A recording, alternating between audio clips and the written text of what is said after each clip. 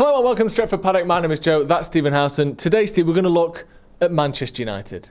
Ruben Amorim, his tactics, and also I want to look at this evolution of Ruben Amorim, because we spoke about some changes in the last episode a couple of weeks ago now, and we've continued to see changes in his style, a bit more adaptability. I want to get your thoughts on that generally. Also, some sort of look at United's transfers after 10 games. I think people seem to think that 10 games is the first time it's fair to have any kind of reflection on things. I know that's a sort of prevailing opinion. We'll have a look at that because Gary Neville's been a little bit critical of Benjamin Sesko, so I want to look at that. And also, what else do we need? What are the extra things that United need? Now we seem to have a bit more idea of what we're supposed to be doing. What do we need to execute that better and properly? First of all, though, you all right? Yeah, I'm all right, you? Yeah, I'm pretty good.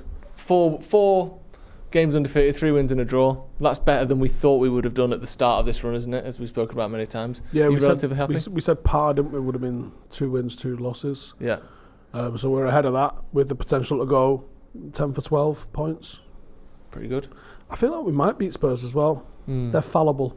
They're a weird team, aren't they? Because their points overall don't seem to reflect the difficult spell that they're going through. Because it feels like the fans were really not happy after that Chelsea game. They were poor in that, actually. They were really poor. Thomas Frank seems to be sort of on the ropes, not like actually going to get a sack, but it hasn't started how people would want it to. And yet, I think they're like 4th in the league or something, which is better than they've been in a number of years. Why do you think they're sort of fallible, and how do you think United will sort of get on? I thought Chelsea dominated the midfield against them. Yeah. But unfortunately, I don't think we could quite dominate the midfield in the same way because of different shapes and formation and that. So I've been rewatching a little bit of that, but like before I do my preview this week, I've been watching that game specifically, trying to figure out how we exploit. And I haven't got it yet. Okay. Well, obviously we'll get more into them as the week goes on. In terms of Man United, then, what we spoke about a couple of weeks ago was these tweaks that Amorim was doing, going long against Liverpool, the high press against Brighton. I think against Forest we saw a little bit more playing out from the back, certainly than we did against Liverpool. I think there was obviously the game didn't go 100% to plan because we didn't win it, which we all would have wanted to, mostly due to that couple of minutes of weird. Just United came out for the second half, just looking like they'd just woken up. Do you like fundamentally how we're playing? Yeah, like my only major gripe at the start of the season was we're not learning and we're not doing anything different. We're just going, do that. Yeah. Did it work? No, it didn't. Okay, well, do that. You mean the same thing we did the last 4 weeks? Yeah. Did it work? No, because it doesn't. But then, since then, we have almost come up with a plan per the game. And you're kind of like, did we? What was the purpose of what we were doing, and why did it change in the manner that it changed, and why has it flipped into being like really successful in doing it?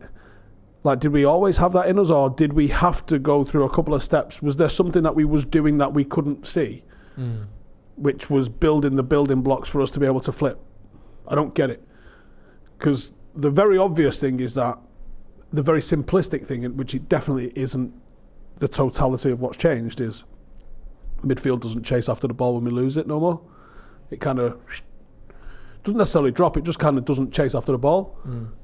And that alone has been mad impactful. Like, when was the last time United got carved open on a transition through the middle? Well, to the extent that it had been last season, it's been a while, hasn't it? There was one against Forest where, was it Hudson-Odoi had a shot from the edge of the box? But I think he was being closed down and there were people around him, but he just had a bit more space than other times in the game. Outside of the Arsenal game this season, where we did have this sort of back foot sort of play, we've been getting ripped open by that. So I don't know. I don't know at what point we decided that was going to change, and then it started implementing it. I mean, the Sunderland game feels like when it did, but maybe it didn't, just because the result aligned with it. Yeah. Is that when it actually happened, or is that when we just started to see it? Again, I don't know. Do I like it, was your question? Well, yeah, because guess what I don't like? Losing every week. I mean, I think for now, obviously, winning games anyways is good. I think Jamie Carragher spoke about it, talking about how that's not the sort of United way of doing things, if there is a United way of doing things. Well, what's that? You tell me what that is. I don't agree with this, but to his mind, I think he thinks of 4 at the back, wingers, quick counter-attacking football, trying to be on the front foot, that sort of stuff, I guess. When have United ever done that? I don't know. Because I'm trying to speak on his behalf. He doesn't think a 5 at the back suits his idea of what Man United is. Do we play a 5 at the back? Well, exactly. Because they were talking just earlier in that video about how United get 5 men on the last line in attack. So you can't have 5 up front and 5 at the back at the same time. It would also explain why we were getting carved open in the middle. True. Yeah. But not so Fergie used to play this. Well, Fergie played 4-4-2. He technically played 4-4-1-1, if you want to really drill down into it. Did he play a back 4? Yeah. But when you think about Gary Neville as a player, what was he always doing? Overlapping David Oh, Beckham right, yeah, so that's not really being in the back line, is it? Yeah. Where did Paddy Evra live? Because it was not in the back line. No. I'll tell you that for free. It was in the back line as little as he could. Yeah. I think he sat in the changing room and was like, bold that we're not having a left back again today. Yeah. Because I'll be up there with them lot. Yeah. So to say that there's a United way, we played with wingers. Okay, but when we played with Rooney, Ronaldo and Tevez up front, who was the wingers? Yeah. Because a winger is a Kanchelskis or a Giggs, right? David Beckham's not really a winger. He's like a wide playmaker midfielder. So, who are these wingers that we always played with? Antonio Valencia was a winger. Yeah. Nani maybe was a winger, but, list me off all of the wingers we've had. Yeah. Because a winger is strong foot on the outside, knock it past your man, put it in the box. Yeah. And United haven't really done that to any great extent. Like you said, Giggs was definitely that. Beckham kind of was, but not really. Kanchelskis and Giggs. Yeah, Kanchelskis was. Maybe. Antonio Valencia. We've had a handful, but that's not been the only thing that we've done by any means. So what is this United way? Oh, you mean winning? Yeah. Right. But the way we won in 2013 was not the same way we won in 2008, was not the same way we won it in 2003, was not the same way we won it in 1999, was not the same way that we won it in 1994. So what is the United way? What is Fergie's way? And by the way, what was Sir Matt Busby's way? Because Sir Matt Busby's way was a 3 at the back. So technically, this is closer to his ideal than what Sir Alex Ferguson was doing in 1999. I think, for me, in terms of how we play, because obviously the academy is a huge part of the United way, but that isn't a play style, that's just an ideology. I think the only thing for me that I think would feel unlike Man United is a sort of Simeone-style defence-first ideology. Would to me be, that's not what I think of us as being about. I know we did that against Barcelona at times, we did it against City at times, but typically I think of us as we'll try and win the game rather than not lose it. That, for me, is all I can really point to in terms of that feels like Man United. But, like you said, whether it's 5 at the back, 5 in attack, 4 in the middle, wingers, whatever, I don't think anything else really translates through what I feel like I've seen as a United fan. And let's just talk about Sir Matt Busby's formation here for a minute. So he used to have a centre-half. There used to be a left-back and a right-back, which give you your back 3. Now, they were quite wide, but it was technically a back 3. Then you used to have a left... What was he called? Left half and a right half. Thinking, That's kind of like a number 6. Yeah. Used to have 2 of them. Interesting. Then we would have a couple of inside forwards ahead of them, almost making a box. How many things are in a box, Joe? 4. That's interesting. And then we would have a winger, a striker, and a winger. Is it not what we're playing now? Pretty much, yeah. Your inside forwards are... Your inside forwards. Your wingers would be your wing backs. Yeah. You've got 2 6s and a back 3. Is what I'm seeing here. Is it half backs or maybe Duncan Edwards was a half back, which is like a 6-ish sort of player. Yeah. So is this not actually football taught by Matt Busby? Literally. I mean, I think that whole premise is, like you said, you're pointing out it's flawed, isn't it? This United can't do this because it's not what they do. Well, and don't get me started on what Walter Crickman did. I couldn't tell you. I couldn't tell you. No, okay, fair enough. But I might look tonight. I think we should know for next week. If I was putting my I'm trying to be critical hat on, which I'm not, but just in case, just to say the point out there, just to piss the audience off. Yeah, or just to give you a chance to sort of refute one of them. Is it wise to play with an opposition first mentality where you adapt to the weaknesses of your position. Is that smart, or is it a not fearful thing, but does it imply that you're more worried about them than you are about yourself? Is it not necessary with the position that we're in? Can the team that finished 15th have the arrogance to just say, we're going to play the way we thought we were going to play? And also, is that not one of the major criticisms that the manager got last season, which he's got this only one way of playing and he's not adaptable and blah, blah, blah, blah, blah.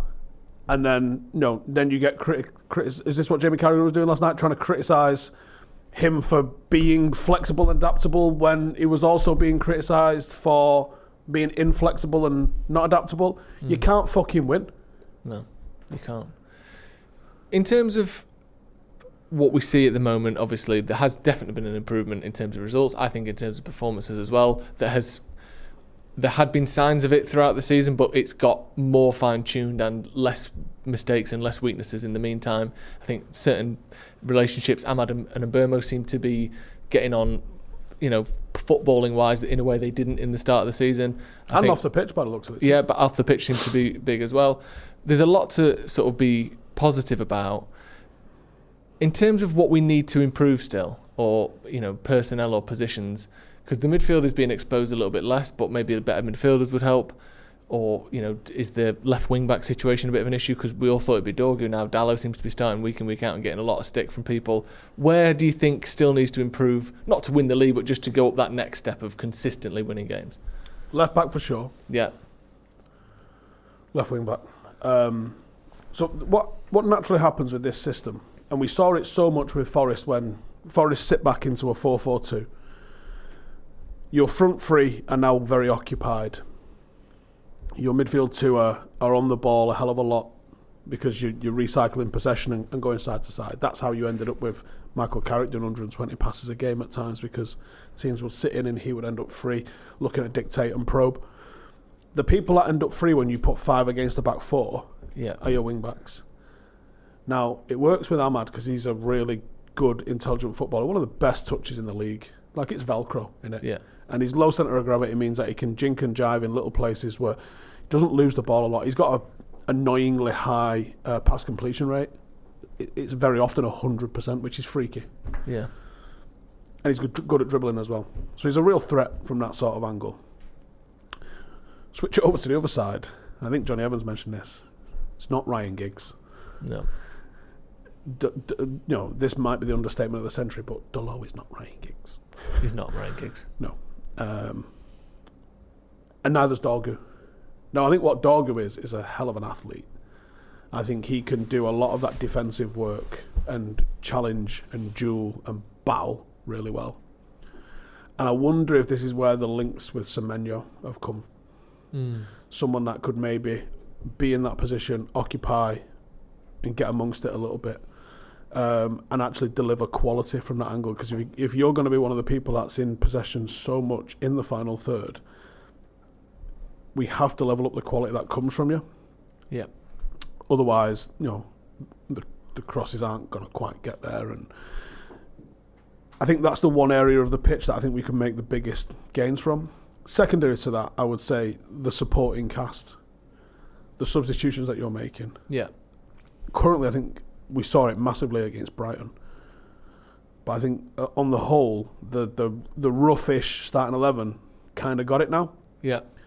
The bench doesn't have a pot of glue. Yeah, everything slowed down when the Mainu, Xerxes, Dorgu, Mount. Yeah. Maybe not so much Mount. Mount didn't come on against Brighton. But yeah, I think that lot.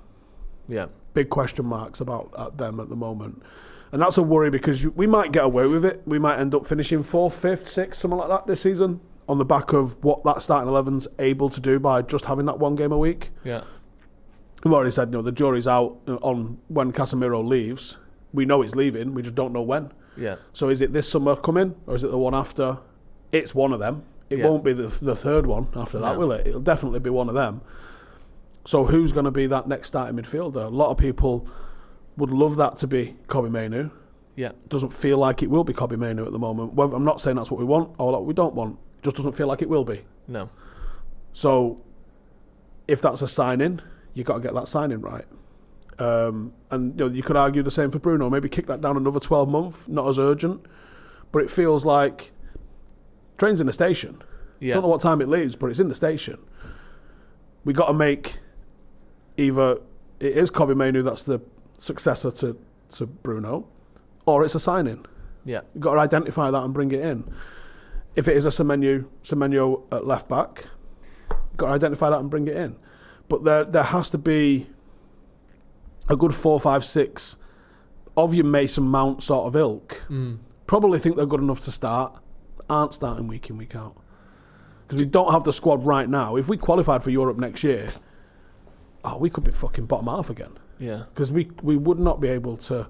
So there's a guy sent me. I'll get his name actually because I'll forget his name. And he's been sending me some data stuff. And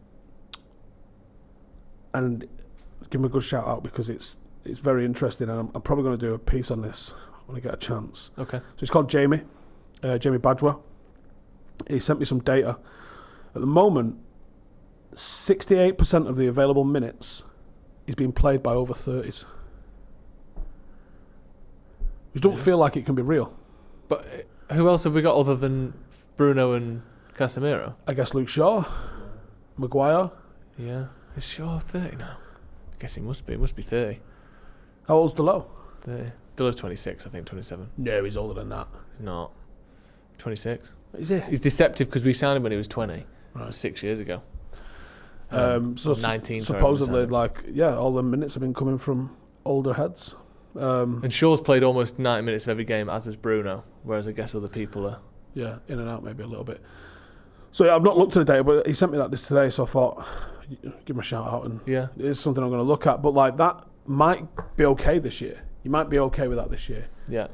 Come next year, you're not going to be okay with that. That's not going to work. You're going to pick up a ton of injuries, which we haven't yet so far. I think we've had the fewest injuries of anyone in the league so far this season. And look at the difference. And did you see this, by the way, that it was... Shout out Michael Clegg, because it might be down to him. Well, it might be, and I'm not trying to pull anything away from him, but there was a tweet and some sort of reports around Amorim at the time Liverpool were looking at him. And one of the things apparently Liverpool liked about him in terms of replacing Klopp was... injury resilience. His teams don't get injured very often, and he went to Sporting and drastically reduced the number of injuries there.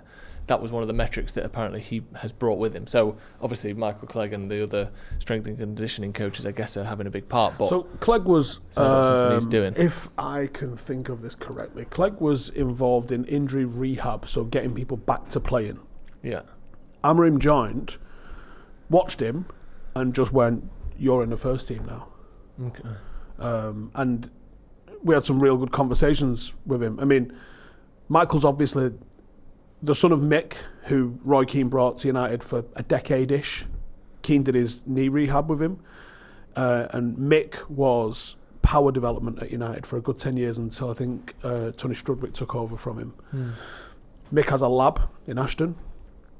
Michael obviously was I think he was class of 95 with Phil Neville, technically. Yeah. Came through, made a handful of games. I think he played for Oldham and that.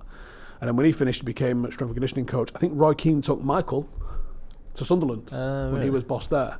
And then he's been at United a good few years now. Obviously, he used in there for a bit, didn't he? He was doing his own little podcast thing. And then as soon as he got into the first team setup at United, guess what, you ain't doing a podcast no more, mate. Yeah, of course. But yeah, we had a good chat with him, or I had a good chat with him on tour to see what he was up to, and without giving away too much of what they're doing, they are stronger. Yeah. They are getting strong. Like if all I knew from him was what his dad did. Yeah, and what he's all about. Mike's a real operator. That's good. And the fact that he's now involved with the first team, I'm not surprised. Yeah. There was stuff that he was saying, and I was like, this is top. And I follow a lot of those fitness critiques online. Have you seen some of the shit Barcelona do? No. It just gets ridiculed. They're fucking about with bands. But you can tell the players are not engaged with it. Like, you see some amazing college stuff from America where it's like laser focused, Olympian level, like really sharp strength and conditioning. And one of the guys that I was following, they did Liverpool's. They're like, this is fucking dog shit. Barcelona's was the one that they absolutely abused. And then they got United up, and I just watched a few, and I'm like, oh, he's gonna rinse me, mate. And he were like, this is fucking good stuff. Like, they was doing isometric stuff. They were doing strength stuff into plyometric stuff for He was squatting and then bounding on boxes and things like that. And he was like, this is really fucking good, whoever's running this. He didn't obviously know who it was. But I was like, so I sent it to Mike. I was like, you're getting a bit of props here. And he was like, do you know how many times I've been sent that fucking clip? Really? Yeah. That's good. But it's good. That's what you want, isn't it? Because those things do make a difference. I remember there used to be a lot of it in the MMA world, didn't there, where you'd see like Cain Velasquez training his knees and just chucking the weights around, and then 2 years later he's out with a knee injury, or, that used to be a big thing. And over time, at first you think, well, it's the same, but over time that gap opens up in terms of number of injuries, repetition of injuries, all that sort of stuff. And you do want to be doing the things properly, because by the time you're 30, it's the difference between missing 20 games throughout your career with injury and 75 games, and that can be a huge difference. If you're managing a squad of players. Of course, yeah, it's gigantic. Just moving on to Sesko, because this is another point that's kind of just coming up a little bit. There's sort of two angles to this. One is Gary Neville talking about him, saying that he's no further forward with him. The jury's out. He's well off it compared to the other summer signings in Cunha and in Burma. He looks awkward. He had a couple of good opportunities in the first half when balls got played over the top and his touch wasn't quite right. For 80 million, you can say he's young or he has a lot of potential and he's just settling in, but you still want to see a bit more. Obviously, he's not talking very positive of Sesko. He's not ruling him out, saying it's a terrible transfer. What have you made of Benjamin Sesko so far? Do you agree with fine. Gary Neville? He's been fine. Okay. Walter Mold's getting tossed off. He's got another goal in 400 more minutes. Oh. No, he's got 2 goals and an assist in about 6.5 90s. Yeah. And he's come on in some games when the game state isn't to attack and score goals. Liverpool and that. Where he's come on, do a job, hold the ball up. Do you know what I mean? Like, the framing of what he was talking about with Sesko, one, it was unnecessary, and 2, it was dismissive of Cunha and Mbeumo. So, I mentioned on my morning walk this morning, I think the best signings in the Premier League this season have been Grealish, Kudus, and Xhaka. There's probably Zubimendi's been pretty good as well. That might be it in terms of what I think are the best signings outside of Cunha and Mbeumo, because I think they've been the best signings. I think a lot of the reason why all of those signings, Zubimendi aside, have been successful is that they've been Premier League experienced players. Xhaka obviously came from Germany, but he's Premier League experienced. Been there probably for 5-6 years at Arsenal? Yeah. I think there is a settling in period, whether people want to admit it or not, to the Premier League. But he's getting literally more shots per game off now than he was getting in the Farmers League, which is the Bundesliga. Isak hasn't scored. You've got Wirtz hasn't done fuck all. And they joined the champions. Supposedly a well-run club. Supposedly there's great forward line. There's great midfield. Best defence in the world. Best keeper. Etc. With a manager that actually knows what he's doing. Allegedly. Why not? Why say anything about Sesko, who I think has been fine? Like, he was poor against Forest. What the fuck do you expect's going to happen playing against a Sean Dyche team? Do you think he was going to get loads of time on the ball? It's not a fun thing for a number 9, is it, playing against Sean Dyche? No, Sean Dyche's thing is going through a big number 9. If you're a big number 9 playing for the opposition, he's got every angle of your game covered because that's his favourite thing. So like, you're the one that's going to get the least amount of time on the ball out of anybody. And he was still winning his duels. He still got 3 shots off. Wasn't completely marked out of the game. Could he have done better with them? Yeah, he could have done. Yeah. But at the end of the day, he was fine. It was probably his worst game that he's had for us. But Grimsby aside. But it was fine. So you're like, why even focus on him? If you wanted to be pro-United, which you're the only guy in the media that's meant to be, and you're not. If you wanted to be pro-United, you could have been like, look, Sesko, and he said, you could say he's young, and you could say he's settling in. You go, yeah, you can, because that's the fucking truth, Gary. And that's literally what it is. Yeah. He's played 6.5 90s worth of games. Are you fucking kidding me? Instead of focusing on that, you could have said, you know what? It's too early to judge Sesko, like you've said for everyone else, by the way. But I'll tell you what, Cunha and Mbeumo look fucking class, don't they? You could have said that. Why can't you say that? Why can't you give us any level of fucking credit for that? No, it could. I think it would have been nice if he did. It does feel it's an ongoing thing, isn't it, with Neville, where it feels like he's so desperate not to be pro United that he's ends up being overly critical of United. Yeah, I get the wanting to be neutral. Yeah. Be neutral. Yeah. Because I see you praising other clubs for stuff that you criticise United for doing. Bit upsetting, really. Not upsetting, but you want him, like, he obviously loves Man United. Would never deny that or question that. But it would be nice to see that a little bit more at times, I think. Anyway, thank you very much, Steve, as always. Thank you for joining us at home. Hit subscribe to the channel if you haven't already. And we'll see you in a bit.